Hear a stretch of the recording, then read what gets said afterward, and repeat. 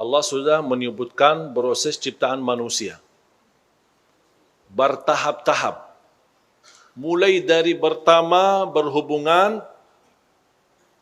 sampai dalam titis air mani itu, sampai terbentuk, sampai bunyi ditiup ruh, sampai diciptakan, sampai menjadi bentuk baru atau bentuk yang berbeda, intinya menjadi manusia.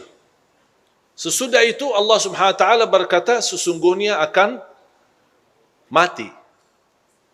Sesudah mati akan bangkit. Dan di situ kata ada dalam bahasa ayat Al-Quran itu thumma. Kalau kita perhatikan ayatnya, coba dari habis ayat 13, 14, ini semua mulai dari awal ya. 13 kan awalnya thumma kan? Diperhatikan. Kalau dalam bahasa Arab kata thumma itu ada istilah cepat dan juga lambat. Tapi subhanallah, cepatnya ini tidak bisa dikirakan. Karena bagi Allah Subhanahu wa taala tidak butuh masa dan tidak butuh waktu, karena Allah Maha Pencipta menciptakan waktu. Allah bisa membentuk manusia tidak perlu proses sebagaimana ayat ini. Dia tidak harus begini sampai terbentuk manusia. Allah bisa kun fayakun jadi manusia. Sebagaimana Nabi Adam. Nabi Adam kira-kira pernah enggak proses seperti ini? Tidak. Berasal ciptaan manusia kembali Nabi Adam diciptakan dari tanah. Makanya Allah tidak terlalu banyak detail mengenai ciptaan Adam alaihissalam. Sudah dari tanah dibentuk jadi manusia. Tapi beda sama anaknya dan keturunannya. Semuanya memang harus proses. Kira-kira bagi Allah, kalau bagi Allah Subhanahu wa taala menciptakan Adam jauh lebih mudah menciptakan keturunan Adam. Dari tidak ada menjadi ada, itu Adam. Kalau kita ada asal air mani, berarti ada bentuknya, ada bahannya istilahnya. Kalau ada bahannya kira-kira bagi Allah susah atau lebih mudah lagi? Jauh lebih mudah. Coba bayangkan Allah Subhanahu wa taala menggambarkan proses ciptaan manusia itu bagi Allah tidak butuh waktu dan tidak butuh proses ini. Makanya selalu ada kata thumma sampai di ayat terakhirnya. Habis Allah menggambarkan fatabarakallahu ahsanul khaliqin, Allah langsung membahas kematian. Thumma innakum ba'da dzalika lamayitun. Coba diperhatikan ayat 15 dan 16. Thumma, tidak terlepas dari thumma. Ayat selanjutnya 16 masih juga thumma. Kenapa Allah di sini tidak membahas dunia? Habis kita terbentuk menjadi manusia, lahir. Allah cerita di sini kita bahas dunia, Allah bahas dunia di sini. Habis Allah membahas ciptaan kita, langsung bahas mati. Allah ingin memberikan pesan kepada kita.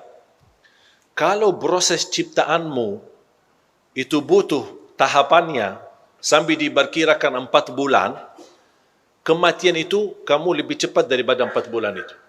Belum tentu anda punya umur lebih daripada proses ciptaanmu sendiri. Makanya Allah Subhanahu wa taala menabaikan bahasan dunia ini. Karena umur kita di dunia ini sangat sebentar. Makanya Allah Subhanahu wa taala tidak memperdulikan, tidak menggambarkan tahap-tahapnya di ayat ini. Supaya kita sadar, Allah mau menghitungkan masa yang pendek, yang 4 bulan tahap ciptaan kita, tapi yang usianya 60, yang usianya 70, yang usianya sampai 100, Allah tidak bahas. Karena usia kita di dunia sungguh sangat cepat. Dan silahkan tanya, yang sudah usia 70, 80, kira-kira berjalan masa hidupnya seperti apa?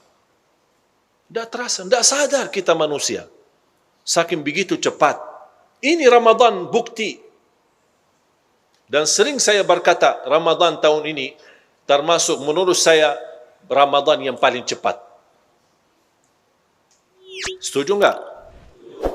Tidak terasa. Sampai banyak cita-cita, banyak keinginan kita, banyak orang di antara kita punya hajat. Ada yang barangkali sebelum masuk Ramadan, ada yang niatnya mau i'tikaf, ada yang niatnya mau khatam Al-Quran, ada yang niatnya mau buat kebaikan. Belum sempat. Belum sempat. Sudah berlalu, sudah habis. Saya gambarkan bagaimana Imam Syafi'i mampu mengkhatam 60 kali di bulan Ramadan. Saya sudah sendiri mencoba menghitungkan waktu. Satu kali khatam membutuhkan 10 jam. Berarti Imam Syafi'i 2 kali khatam 20 jam. Berapa yang tersisa? 4 jam. Ngapain Imam Syafi'i 4 jam? Tahajud, tidur, urusin keluarganya, cari nafkah dan rezeki. Bagaimana? Cuba bayangkan. Makanya jemaah sekalian, luar biasa ayat ini. Begitu saya baca, kadang-kadang mohon maaf kita yang hafal Quran, belum tentu kita mampu menghayati semua isi Al-Quran. Jangan anda berfikir semua orang penghafal Al-Quran seolah-olah sudah 100% memahami isinya. Belum tentu. Termasuk saya. Saya tidak bisa menjaminkan diri saya memahami semua isi Al-Quran. 30 juz. Memahami maknanya, alhamdulillah faham maknanya. Kan memang bahasa Arab. Tapi yang saya maksud, memahami makna isi Al-Quran yang membuat hati ini terbuka, sadar, tersentuh. Itu tidak semua bisa. Sudah berapa kali saya baca suratul Mu'minun?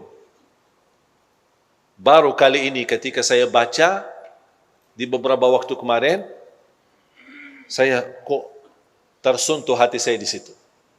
Ada apa? Kenapa Allah di sini tidak membahas dunia? Kadang kita mencari sesuatu, belum tentu bertemu.